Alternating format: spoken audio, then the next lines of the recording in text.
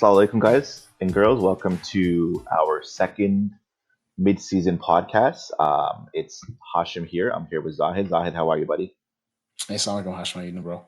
Wa salam, man. First off, on behalf of the league, we want to wish you all a very blessed Eid Mubarak. We hope you had an amazing weekend with your families and have really enjoyed your time with your families as well as taking advantage of the opportunity for the blessings that come about during the day of Arafah and these days, these blessed days. How'd you spend your Eid? How do you plan on spending your Eid? So busy with family as always. Yeah. Hashim, you doing a sacrifice for the Seljuks? That's funny. Well, I mean, I was actually gonna say that as the Bilal's mascot doing one being for of the Abbasids. Bilal's well, doing. as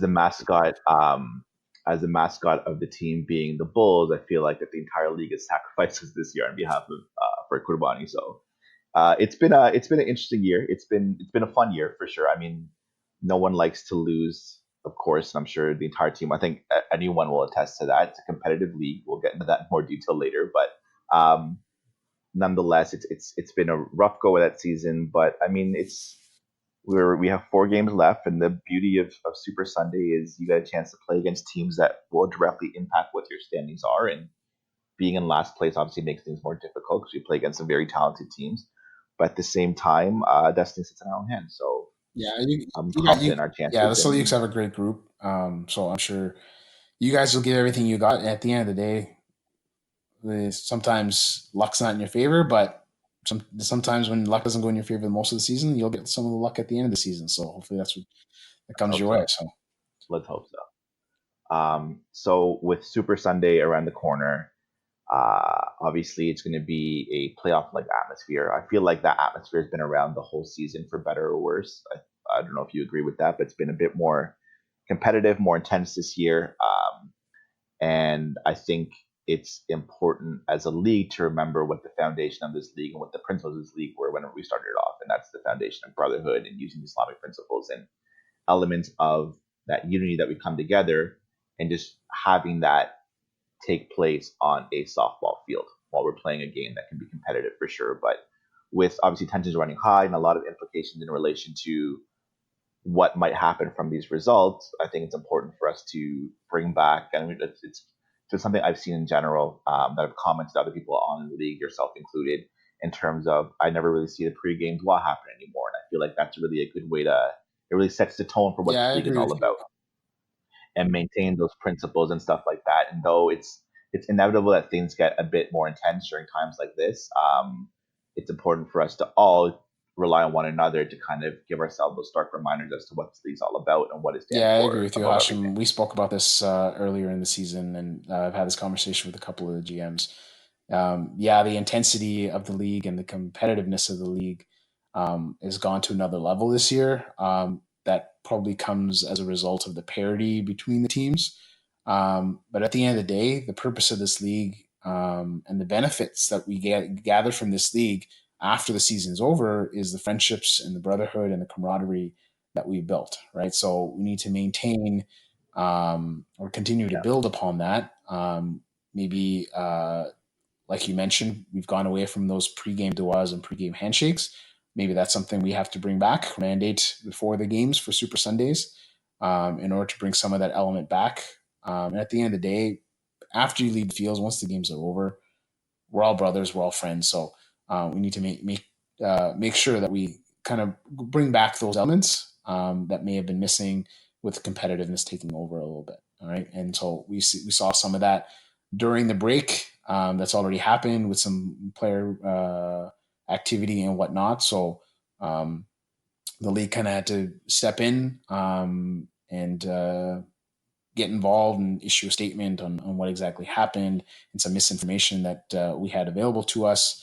So obviously it was an unfortunate series of events, but in the spirit of brotherhood, in the spirit of maintaining, I want to call it status quo or parity or whatever you want to call it, we felt like we had to do something to kind of maintain that. And this is unfortunate. We'll go through all the details once the season is over. We don't want to have this impact any players or any GMs negatively while the season is going, but we'll deal with some of those facts after the fact if we do a town hall or something like that. No, for sure. And I think the misinformation and the steps that were taken, and then the steps and results of that we took as a board were kind of necessitated by what we were hearing from people within the league and kind of things that were happening, which there's a lot of questions on not on different angles and different things in relation to the transactions that occurred. And I mean, I said it then, and I'll say it again that us as a board, we've been doing this for 6 years now. We're obviously not perfect. It's our first time running a league of this sort kind of thing. And we've learned a lot from how we can handle these situations in the future. We obviously apologize as a board to people that this was affected by in terms of if we did mishandle things, but we felt the ultimate best course of action was to kind of reset the whole thing as if it never happened and take it in a different direction. Although we made that decision later, nonetheless, it was rooted in terms of what we heard in some misunderstandings that we had from our end in terms of some of the things that were involved and some of the things that occurred. That once we found out about that, we knew we had to take a certain course of action in relation to that. So it obviously wasn't too little, too late, but it may have affected some guys. So we do apologize for that. We're still learning from this, and we hope that guys understand that. And yeah, I agree. I think we definitely have to address it in a town hall in the summer and in the fall, inshallah, in terms of addressing what went Yeah, down. like you said, we're all volunteers that are doing this league, right? It's a learning experience for all of us. But I think at the end of the day, there will be some good that will come out of it. There always is. Whenever something happens for the first time, you learn from it.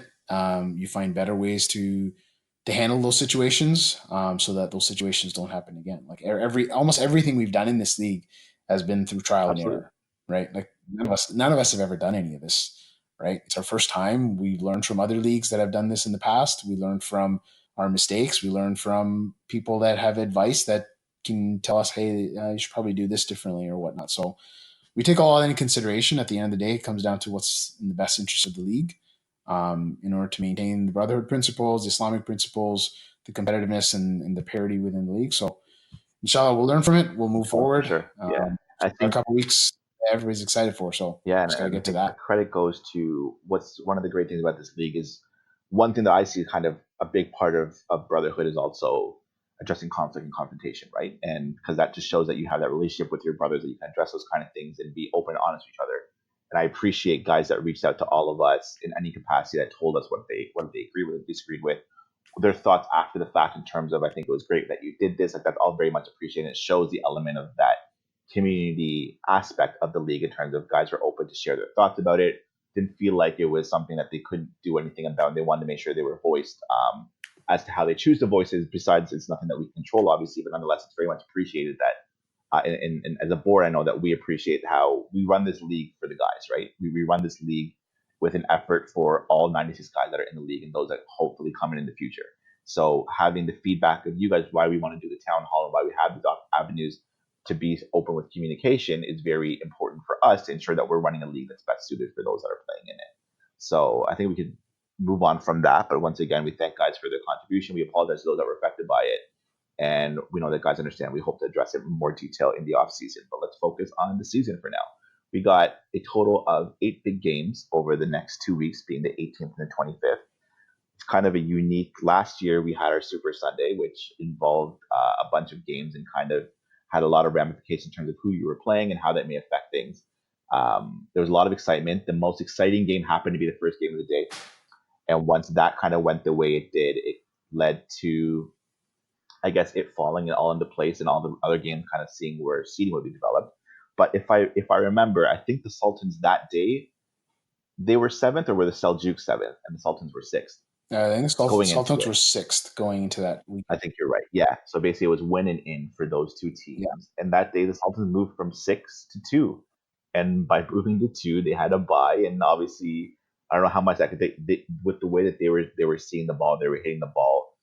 It seemed that they could have beat anyone. Like you don't know, obviously, but nonetheless, like I'm sure that played a big role in kind of how they were able to set themselves up for winning that championship. Yeah, and just like I said at the beginning of the podcast, they had a lot of bad luck throughout the entire season, Yeah. going into, call it, the final 2 weeks of the season, or what was it? And then they got all of that luck that they needed on that final Super Sunday, right? Yeah. Where their pitcher showed up late, he showed up right in time for the second inning. They got a couple of good bounces, and then at the end of the day, they had a walk off win to win that crucial, almost like a playoff game, and then Yeah, they were able to play. It was my team at that time, the Moguls, who were shorthanded as well. So we put up a good fight against them, but obviously their firepower on Birchwood 2 was just way too much last year. So we couldn't compete with them. So at yeah. the end of the day, anything can happen, right? That's what makes these games exciting. That's what makes it entertaining. And I expect there probably will be some surprises that will happen over the next 2 weeks as well. I think so too. I think so too. I think it's tough because it's still with these 4 games left, guys still be missing may still be missing time. So a lot will come down to who's available, and that's unfortunate that you don't want that to kind of be the reason. But as Yeah, we said before, that kind you're of hearing balances those rumors the already. Like we know the people that are out, away at Hajj, they probably will miss that first week, right? So yeah, Ali Bai for the Ayubids is expected to miss that first Super Sunday week, right? And then there's guys yeah, that may be going on vacation that second weekend or whatnot, right before the week before the long weekend. So the good news is because it is 4 games, even if guys miss 2 games and then they're able to play the other 2 games, teams can kind of still balance it out, right? Versus if somebody was missing, if there was just one for Super sure. Sunday and they were missing that one Super Sunday, then that has more of an impact on that entire team with one big key guy like Ali Bai missing. If he was missing the Super Sundays and they needed those 2 wins or they needed a split at least in order to get through, then that will put more pressure on the rest of the team. While if it's 2 weekends, even if they find Yeah, a way to lose both games in that first weekend, they can make up for it the next weekend. for sure. So I guess let's start from the top then. We're starting with the IU bids. So Alibi's missing. They'll obviously have, I think, previously when Alibi missed a game, Jibs was on the mound. I don't know if they're going to do the same thing again, but I think they sit at the top. What do they need to do in order for them to all but they can essentially, if they win both games on Sunday, they Yeah, basically so locked up a top spot, right? I think if they yeah, win so if one they of the win two, both then they games basically on the locked up a first spot Super Sunday, they'll be almost virtually locked up with the first place seed, right? Run differential and whatnot may come into play, Yeah, but five points for them will clinch yeah, first place for the AU bids. They only need 2 points to clinch a bye because of the distance they have between the 3, 4, and 5 teams that are sitting at 14 points. So all they need is 2 points, which if they get that yeah. on the first Super Sunday, then yeah, they get that bye, right? So So one win and without they Ali get Bai, that they bye. face the Seljuks and they face the Moguls. So both teams right now have been struggling. So and the one thing that we haven't talked about, and I mentioned this to somebody else, Yeah, yeah, Jibs pitched for them last time, but they have Zia Ali now. Zia used to pitch, right? With a little bit of work over these 3 weeks, maybe Zia goes back on the yeah, mound for that's one true. weekend, right? You That's never true. know. Yeah, you're right. So that gives them that flexibility, and then Gibbs can stay obviously at For shortstop sure. where he's the best in the league. So um, that could change an element for them. So at the end of the day, I think the Ayubas is sitting comfortably right now. All they got to do is worry about just trying to get a split on that first weekend with Alibi, and the final weekend they'll just be preparing for the playoffs. For sure. For sure. And then next, I guess we'll start at the bottom then because you mentioned the Ayubis. I started with them, so I don't know if you want to address second place, whether you want Yeah, to well, address the obviously, as it bottom. gets more entertaining as you get to the bottom of the barrel. But the Ottomans right now, Yeah, the Ottomans, they're sitting comfortably in second. They essentially only need to win 2 out of their final 4 games to clinch up a second seed. And then they play on the first weekend. They play the Sultans and the Nasrid. So if they can find a way to win both of those games, they'll essentially be locked up in number 2 going into that final weekend. And depending on what the Ayubas do, they may be chasing a first place seed or they may not be. They may be happy with that second seed and just kind of coasting along, make sure nobody gets hurt, make sure they build a good habit. So I think the Ottomans right now, they've been uh, coasting along. Even I think they had a really good spell in July or middle of July, and then I think they split the final weekend. So they've been a hot team, and they had one really good weekend where they scored a ton of runs, yeah, but they haven't really produced a ton of runs throughout the season. So they've been more of a defensive lockdown yeah, type of team. So yeah, well, it'll be interesting to see whether yeah. that continues in those final 2 Super Sundays, or whether they kind of change things up and the offense kind of takes over and helps them. Because if that team can produce 15 to 16 runs with that defense that they've got in the outfield and the infield, they should be a tough out no matter who they're playing. I think a big thing with them producing those runs was rooted in the fact that they had a shorter lineup, which helps every team. I mean, it's obviously they're missing key guys. There's no doubt about that. But having For guys that have sure. a multiple at bats, because again, you get into a groove, right? Even if it's someone like me who's an average guy on the team, if I'm getting 6 at bats a game, you just have more of a chance to get some more reps in. And even if you go, you might go 1 for 4 if you had 4 at bats, or 1 for 3 if you had 3 at bats, but those extra ones gives you more extra reps at the plate, and kind of you get more of a routine. That might turn around. You might get some more Yeah, contact and get some yeah, better it's hits, right? So I think that yeah, definitely like you plays a said, it's role no when there's a ton secret. of The more more at bats conflict. you get in a given day, the better you are at the end of the day, right? So they benefit from that. Other teams have benefited from Yeah, that too. Yeah, but I think the Ottomans, absolutely, for sure. they've taken advantage of the situation that they've been handed.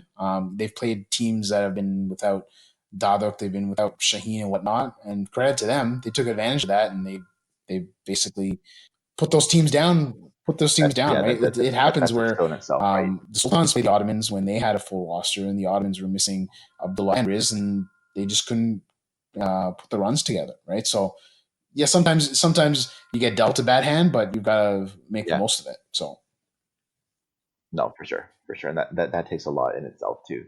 So they're sitting second. It seems like, barring one of the 3, 4, 5 spots really getting hot, it seems like our top two is more or less set. I can totally see I think the Ubids winning a game is a no brainer. I think it's definitely they're gonna win one of the 4 for sure. Um, and I think the Ottomans are confident in their ability to at least split both weekends, if anything. So it seems like they'll be sitting in that. Maybe the Ottomans might drop to 3, but then the question becomes, I guess the Nasser sit in third place. Is it the Nasrids yeah, the in third? Nussers are in third. Yeah, Who also have had an up and down season. yeah, Um, I mean, they have.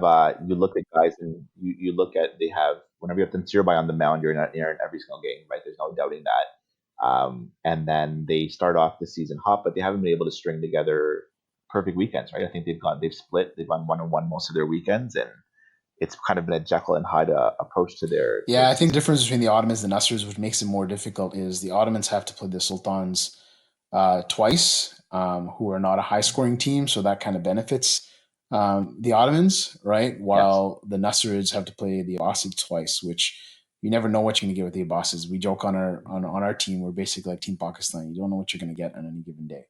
Like we could go out there and score 20 runs in a game, but then we can also get shut out.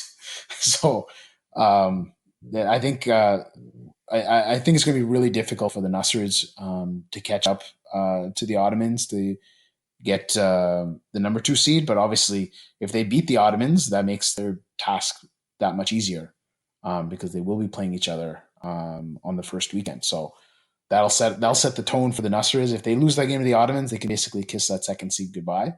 But if they win that game and Yeah. they also win their other game on the first Sunday, then yeah, they're in the hunt, right? So I think I think on first Sunday there's a couple of games in each bracket that are crucial and that will set the tone for the rest of the season. And I think, Yeah. or the rest of the Super Sundays. And I think the Ottomans Nussers game is one of those games. It's gonna be I think it's the second game or the last game, the 6:45 game on that Sunday. So you can Amazing. imagine the entire league is going to be sitting around watching that game because uh, it's got buy implications. Yeah, for sure.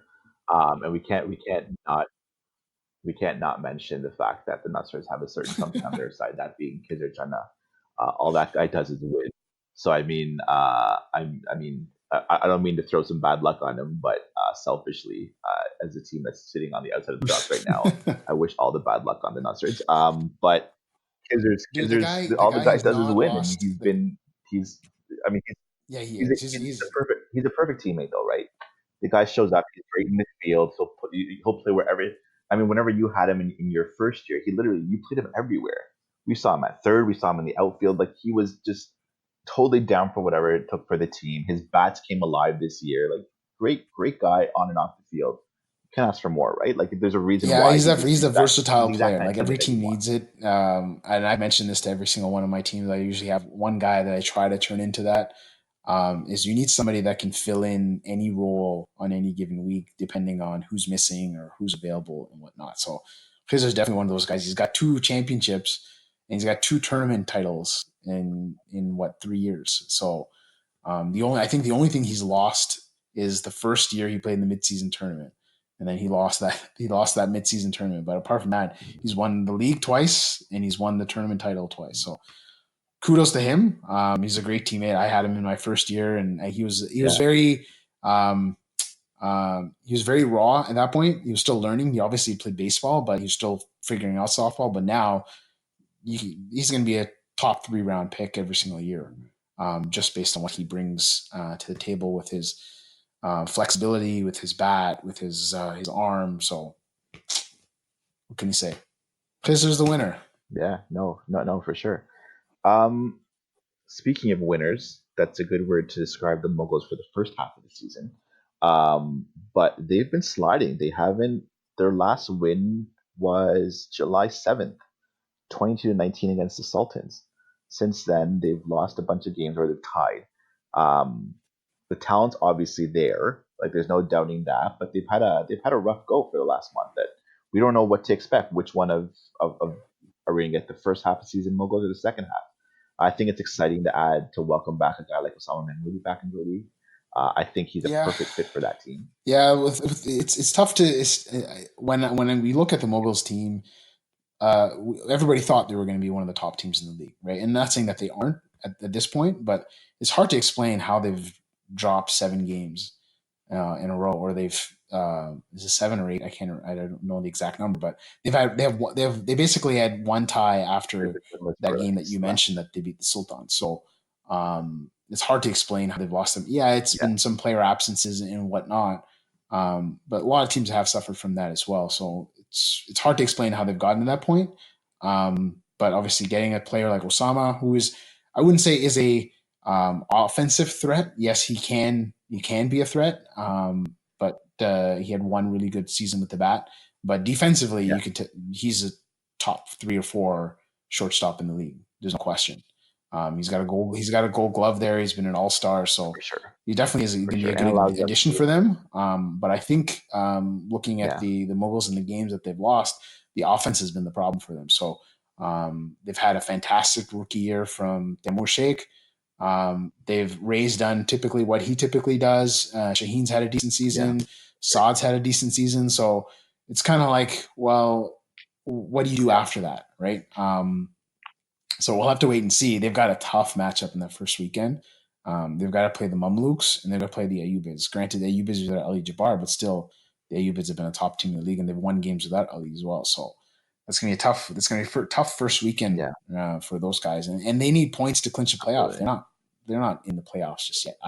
Yeah, yeah. No, you're right. And I think a big thing too with Osama coming in this short allows Ray to move into the outfield, and then now you have an outfield that features Ray in one of the Hey, you corners, never and know. then Ray you Ray have might end up pitching. He right. pitched in the midseason tournament.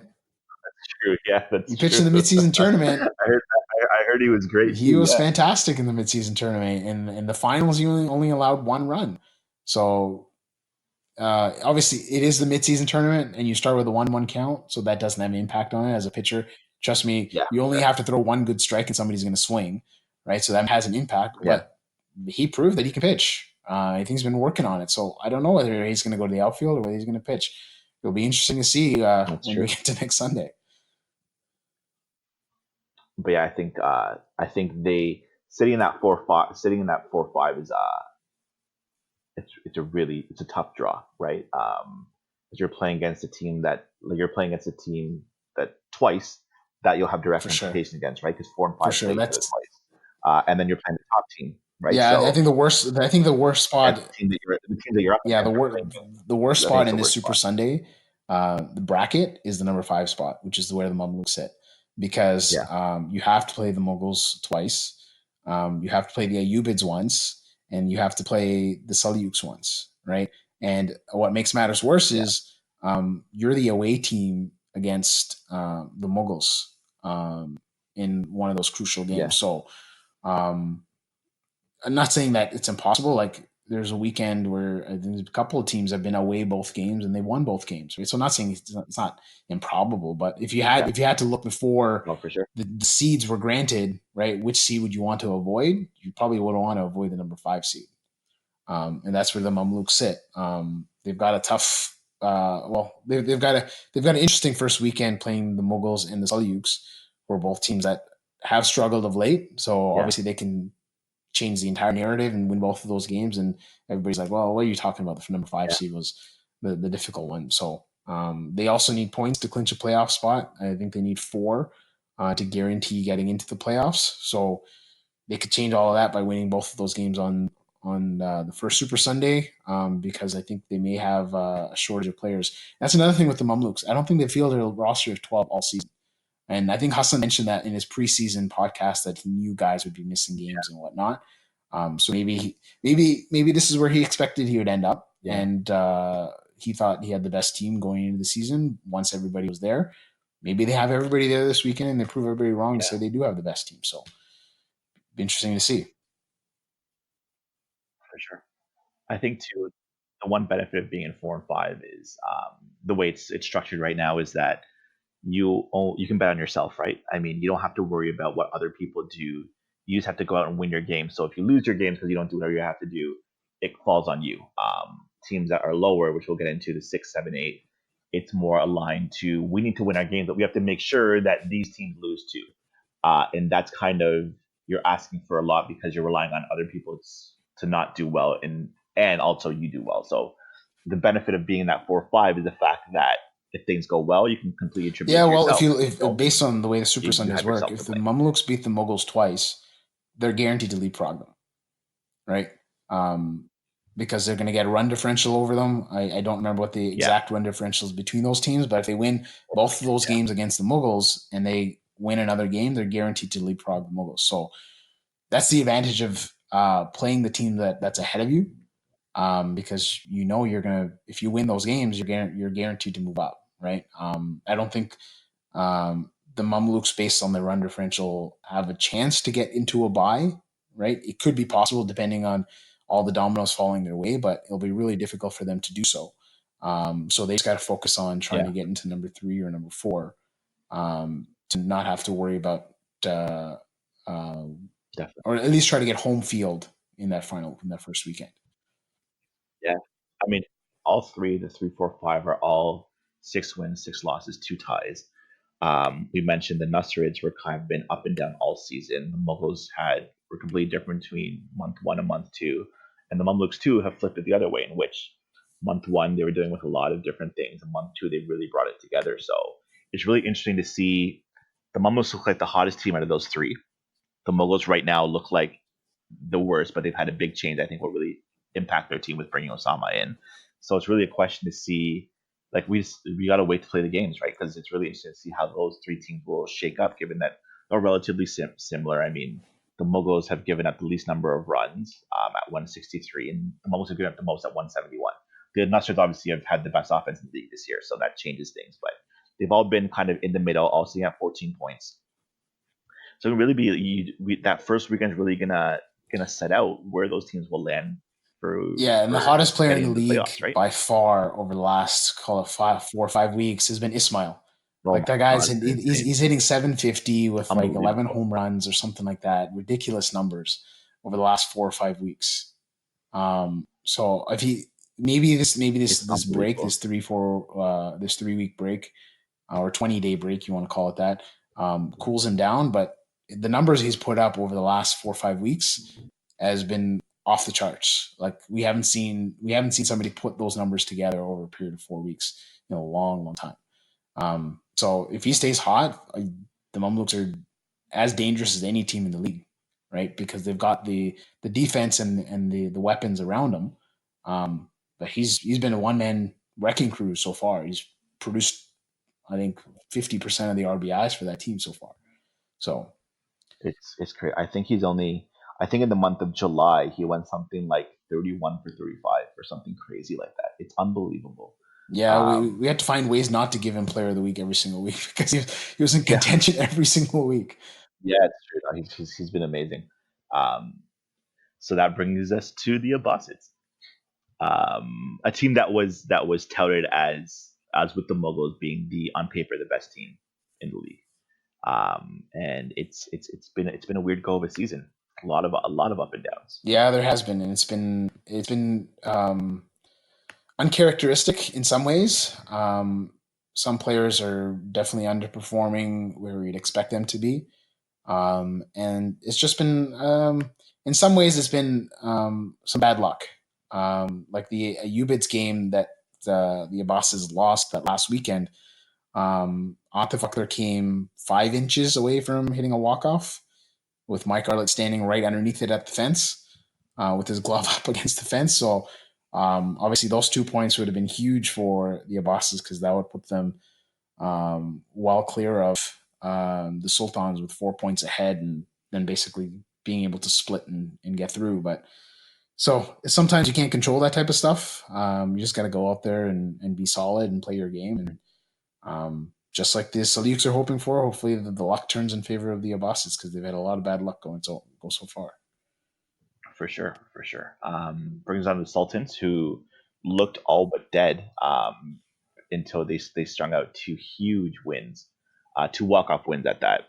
A big 3-run shot by Faisal King Khan in against the Seljuks, and then a are we calling it a single? I don't know what we're calling it, but I a wasn't walk there, off but hit. I I think heard there's a lollipop catch dropped by a Gold Glover in our league that gave yeah, Sultans 2 points. that was still had his mind maybe at another tournament he played that weekend, but never mind that.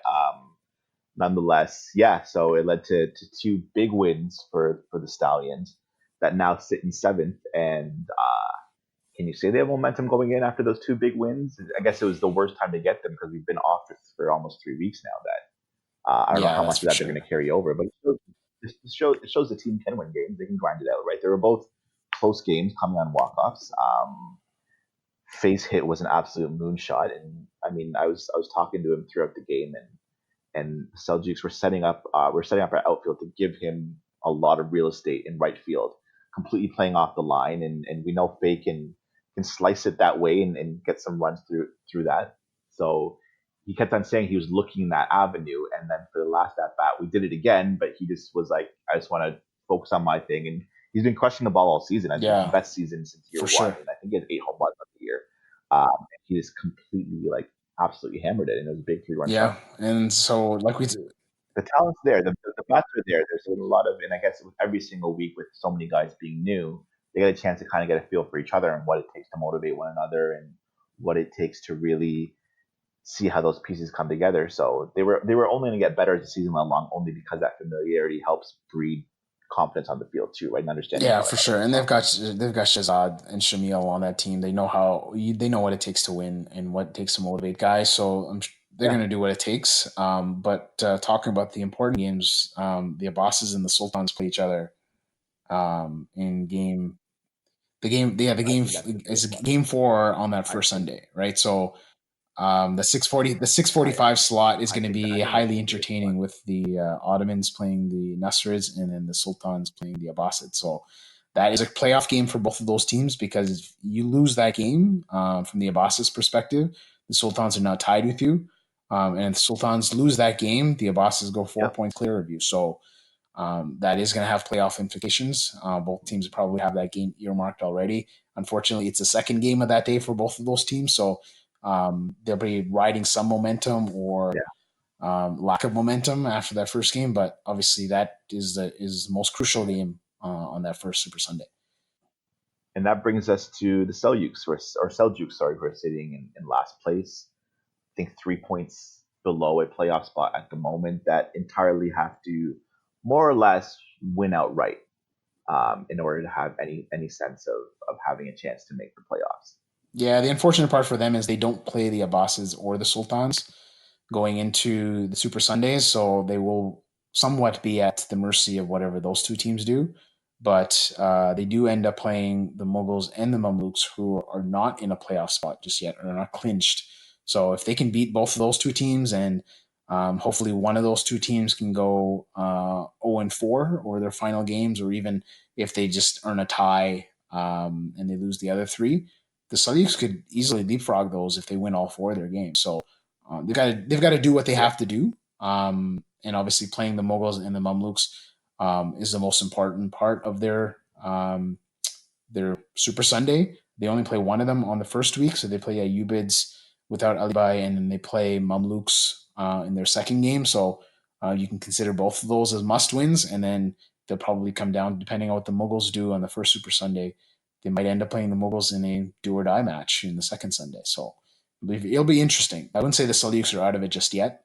They have a great team. They have a lot of good characters, so you can expect they're going to go fighting right down to the finish. So it all depends on how they do in that first game against the Ayubids, and that's going to set the tone for them in the second game, in the crucial game against the Mamluks.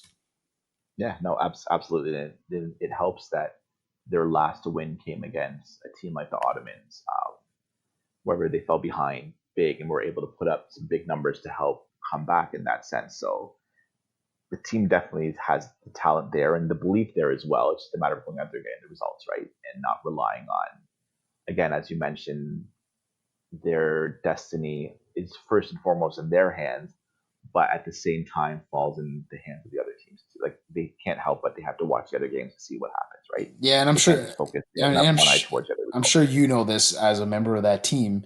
You guys are fortunate that some teams would consider fortunate, some teams would consider unfortunate.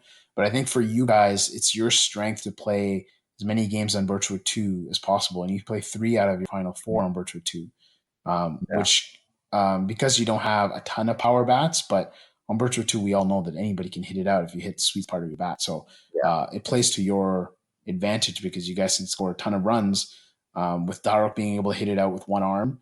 Omer can hit it out easily on that yeah, field. Omer Jabbar, we know, all has the power to do it. You've hit bombs on Virtua 2. So right? I think that's a kind of hit because some teams had to. One team had to end up playing 3-on-1, and one team had to end up playing 3-on-2. But it only made sense for the yeah, Ayubids to get 3-on-1, and then the last place team to get 3-on-2. So yeah. Absolutely. you could consider that advantage considering your skill set and the characters and the bats that you have on your team. So that could work out to your advantage because you guys can hit a ton of home runs on that field. But granted, the other team can also hit a ton of home runs on that field, so it can work both ways. Exactly. Exactly. So yeah, it's going to be exciting 4 weeks. As a league in general, we have some exciting things planned, given it being our first Super Sunday set of Super Sundays. So why don't you give us a bit more information as to what the league has in store for Yeah, this so Sunday? what we planned was, as everybody's aware, our title sponsor for this season is Islamic Relief. And so what we're planning to do on that final Super Sunday, which is August 25th, we've got Mina Halal that is going to bring a food truck and we'll be selling burgers and hot dogs for charity. We're going to have BSL t-shirts that are being printed that we'll be selling for charity. And then we're bringing back something that Hashim started last year is to do fantasy BSL. The Ottoman in general, it wasn't just me. Ray deserves a lot of credit, most of the credit for it, because we always thought it would be a cool Yeah, idea, but he put but together a really I good think it was concept a of how to bring success it. last So year, and a lot of guys took so interest in it. So we're planning to definitely start for sure, yeah, BSL Fantasy for the final two Super Sundays. So you can pick players and kind of predict performances for the final two Super Sundays and try to build your fantasy BSL team. And then we're working on getting some prizes for the teams yeah, for the players that will win. And we'll do some. We're working on getting some organizations that are going to give us some stuff that we can raffle off and whatnot. So it should be fun entertainment for the entire family. We're probably going to have some form of kids activity as well. So hoping everybody can bring their families out and join the final regular season week that we have in BSL. Um, some some players, unfortunately, will be their last games of the season, but it's an opportunity for everybody to come together, bring your families out, enjoy the good weather while we still have it, and then we move on to the playoffs after that.